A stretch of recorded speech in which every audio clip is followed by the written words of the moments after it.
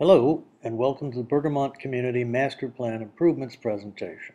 This presentation was originally made by Mr. Craig Raditz, Vice President of Fiduciary Real Estate Development, at the Village of Oregon Planning Commission meeting on Thursday, February 7th. We will be talking today about improvements to the master plan that we believe will reduce density, provide more green space, less traffic, and significant economic benefits for the community. We believe strongly that the project being proposed is the right planning decision for the Village of Oregon and for Bergamot. We are absolutely persuaded that it is the right community option and that we are the right partners.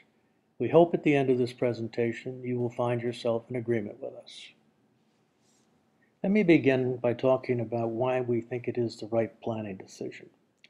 From our point of view, we must be consistent with community goals and values, which means that we need to understand and be sensitive to community goals and values relating to having the right housing mix, the right density, the right amount of green space, not too much traffic, and that we must be sure that our projects do in fact produce economic benefits for the community.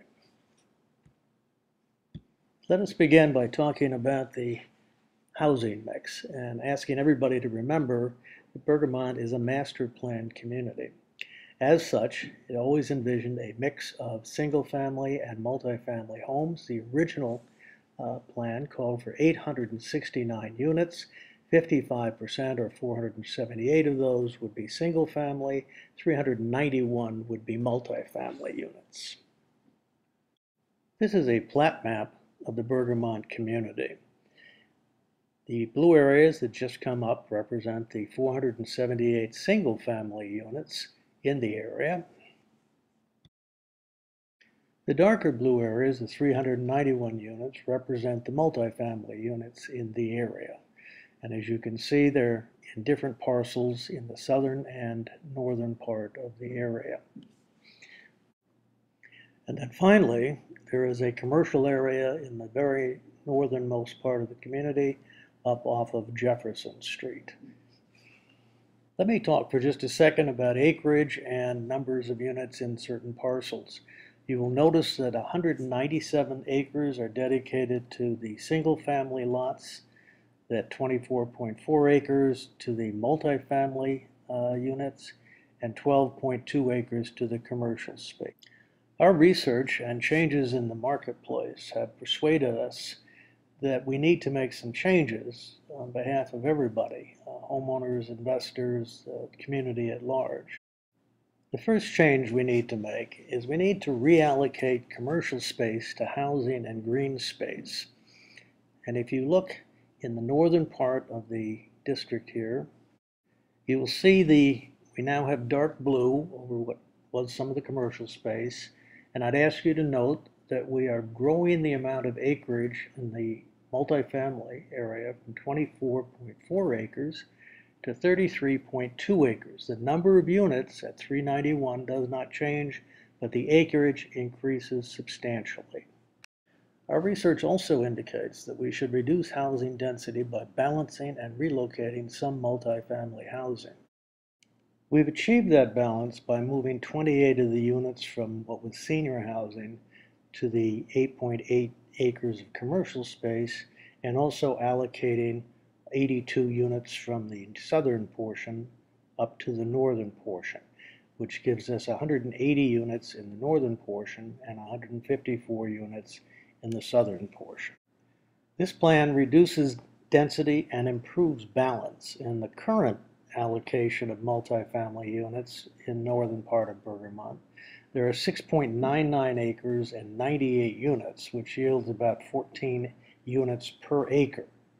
With the reallocation of the commercial space, the acreage goes to 15.79 acres and 180 units, which yields 11.4 units per acre. So we have clearly achieved a reduced density in the northern portion of the community. In the southern portion of the community, we started out with 13.4 acres, 236 units, which meant we were dealing with 18 units per acre. With the improvements, the acreage stays the same at 13.4, but we're at 154 units, yielding about 11.5 units per acre. So we have achieved both the density reduction and the balance that we've been looking for.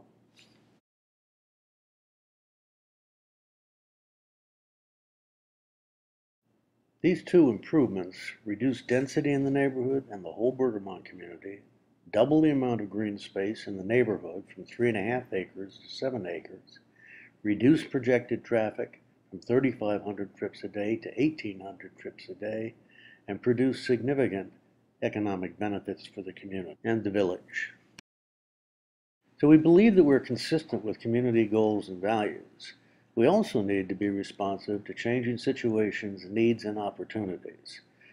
One of the reasons, of course, we have a planning commission is that we understand change will come, and we need to be sure we are responding to that change appropriately. So let me talk about what's changed and why the responses we proposed are appropriate to those changes. And let me begin by telling you that we truly believe that the best interests of everybody, homeowners, property owners, investors, taxpayers, local businesses, do in fact require improvements that address the changing world we live in. Let me start by talking about what's changed with the community's need for multifamily housing. When we started, as I indicated, the original approved plan called for 869 units, 55% of which would be single family and 45% of which would be multifamily units. We haven't built 869 units. We've built 205 units, and we do not have a 55%, 45% mix. We have an 86%, 14% mix. It is simply apparent that the current mix of single and multifamily units has not achieved the approved and anticipated mix of single and multifamily homes that we had hoped for. These numbers make clear that the Bergamot community needs more multifamily housing.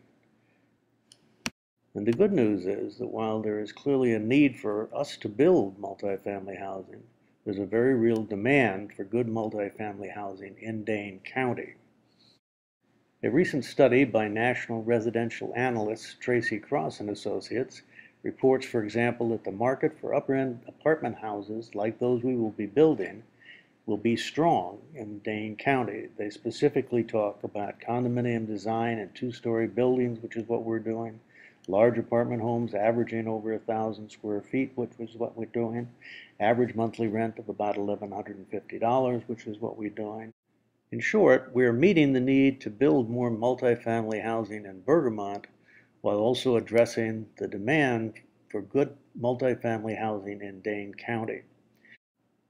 Tracy Cross and Associates projects, based upon the kind of housing we are building, that we will be able to rent these units out at a rate of about 9 a month.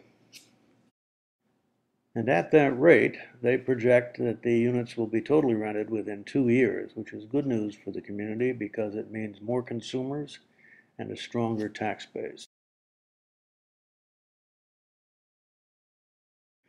The third major adjustment related to senior housing market. When this project was first envisioned, they thought about a continuum of care senior retirement village, which would involve regular rentals, assisted care facilities, and memory care facilities.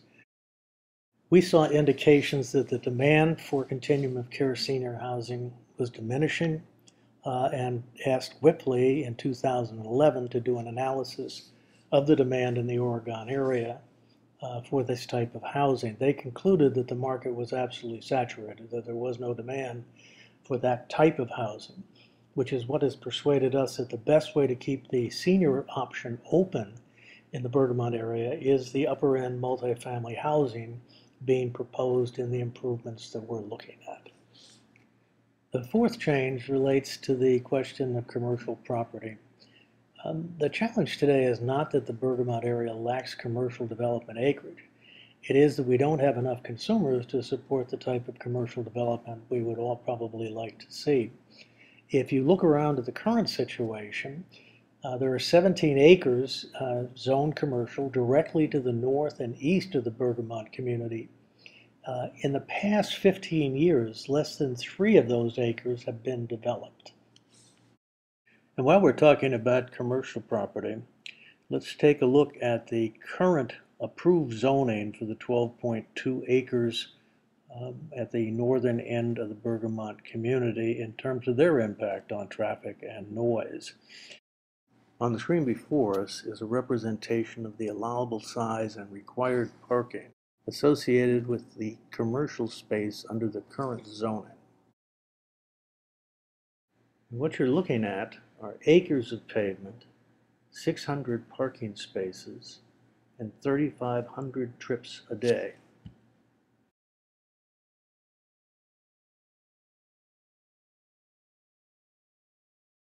What we would like to put there are acres of green space, less multifamily density, half as many trips, and a vista that we think will energize the community and be something people will enjoy as opposed to something people will have to endure. We are persuaded that this is the right planning decision. It is consistent with community goals and values, and it is clearly responsive to changing situations, needs, and opportunities. Let's move on now to our second goal and objective, which is to make sure that what we're doing is the right community option.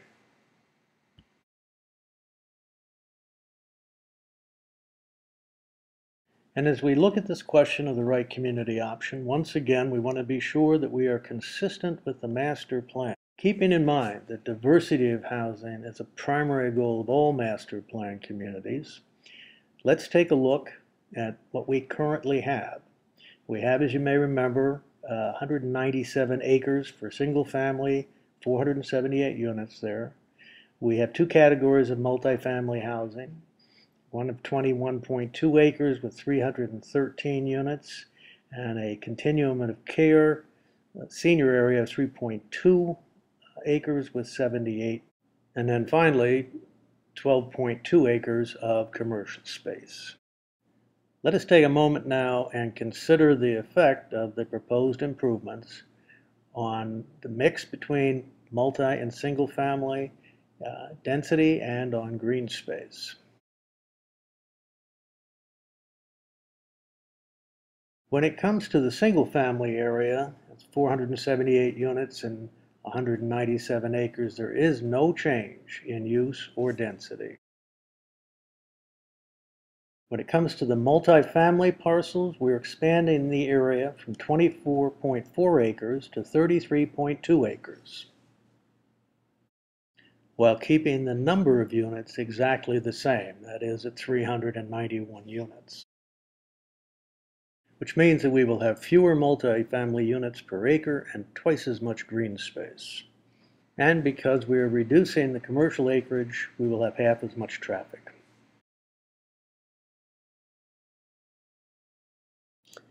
The improvements are obviously consistent with the master plan. They also protect home and property owner investment.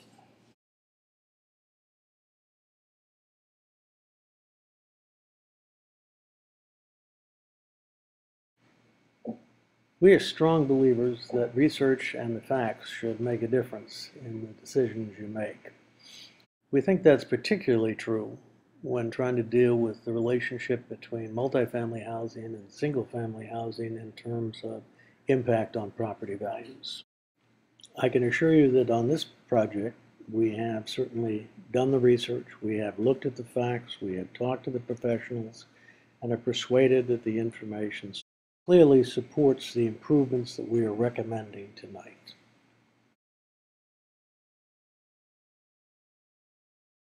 First thing I would want to share with you is that the research clearly indicates that multifamily housing does not adversely affect the value of single-family homes. Using data gathered from the American Housing Survey done on the auspices of the Department of Housing and Urban Development, Researchers from the National Multi-Housing Council, the Sierra Club, the AIA, and the Urban Land Institute reported in a document entitled Higher Density Development, Myth and Fact that, quote, the value of single-family houses within 300 feet of an apartment or condominium building went up 2.9% a year, slightly higher than the 2.7% rate for single-family homes without multifamily properties nearby. The point here is that multifamily housing does not produce an adverse effect. What is interesting is that other research clearly indicates that upper-end multifamily housing actually increases the value of single-family homes. Researchers at Virginia Technical University reported, quote, over the long run, well-placed market-rate apartments with attractive design and landscaping actually increases the overall value of detached housing nearby. These researchers indicated that it increases the value for specific reasons, suggesting that it may be an indicator that an area's economy is growing again, or that it may increase the pool of potential future home buyers, and that it may make an area more attractive than nearby communities that have fewer housing and retail choices. A growing economy, more home buyers, a more competitive posture, all of those sound good to us. What's important here, however, is the fact that the research indicates that there is no adverse effect from multifamily housing and that there is a positive effect from upper-end multifamily housing. These findings, of course, encourage us to invest in comparable upper-end housing. Multifamily housing that is well-placed, attractively designed, as this clearly is, upper-end construction, good landscaping, condo style, direct entry from garage, and these will have a clubhouse and a pool. This is clearly the sort of comparable upper-end multifamily housing researchers believe increases property values. The research suggests, of course, that just building it well and designing it well isn't enough. But we do need to be concerned about density and green space and traffic and schools and other things that make the community more attractive and marketable. And of course, we have to price the apartment homes appropriately. We had heard concerns that this was going to be a low-income property. I can assure you it's not. We asked Real Estate Dynamics at Madison to do an analysis of rents in the Dane County area. And as you can see, their conclusion is that the proposed rents would be in the top 23% of rents in Dane County, and they conclude these rents would be considered well above average. A conclusion shared by Tracy Cross and Associates, who concludes that even at these upper-end rents, the property will rent at a rate of 9 units a month.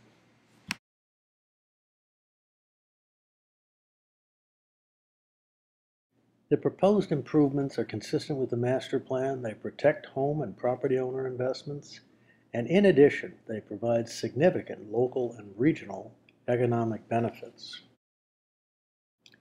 When we look at a project like this, we see an exciting cycle of activity that goes on and engages thousands of people. We know, for example, that the project has to be built. We know residents will need local services and schools for their children.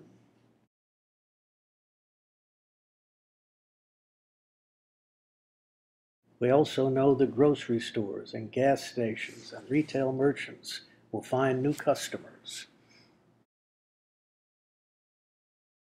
that there may be an increased demand for business services, and we know that none of this could happen without new neighbors anxious to participate in the community and to bring new vitality to the area.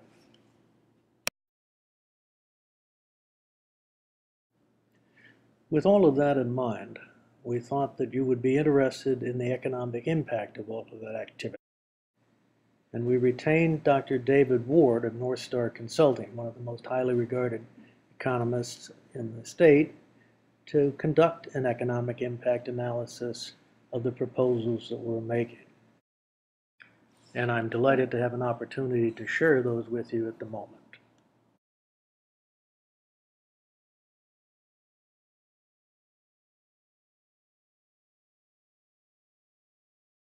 Let's start by taking a look at the one-time local and regional economic impact of the construction phase.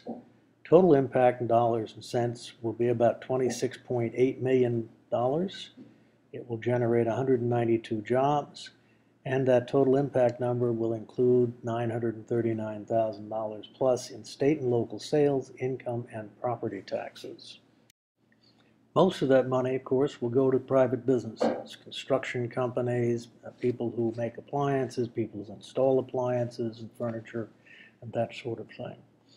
But as we've suggested, in excess of $1 million will go to the government, and smaller sums will go to not-for-profits and some to households.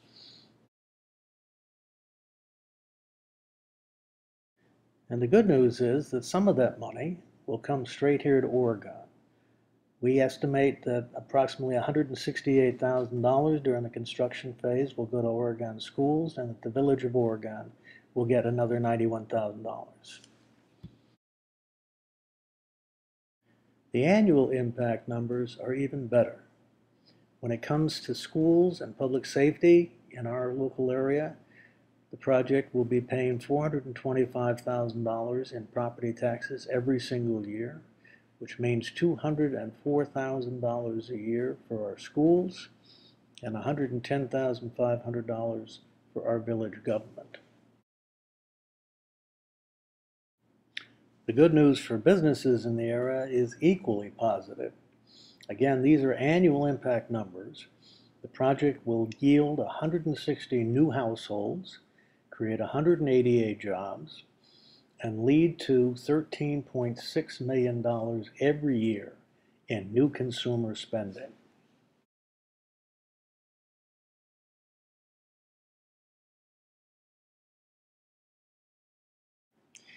These numbers are based upon household spending calculations that come from the U.S. Consumer Survey.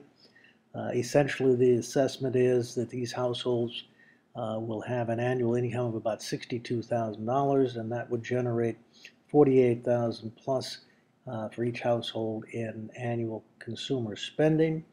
That produces a new direct spending number of $7.7 million and an indirect spending number of about $5.9 million, which is what generates the $13.6 million calculation. It's a big number, and it's good news for local merchants in Oregon and in the area. The bottom line is that there really is a bottom line. Good Bergamot neighbors mean new jobs, money for schools, money for services, and money for local businesses. And that's good for everybody.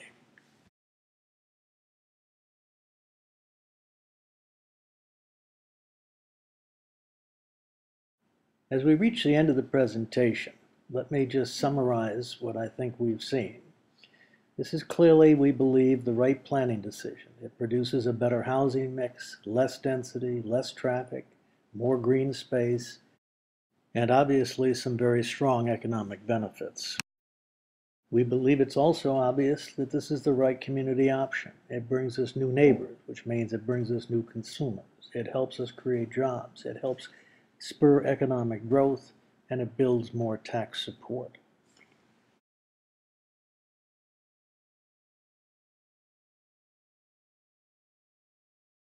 And finally, a few words about fiduciary real estate development.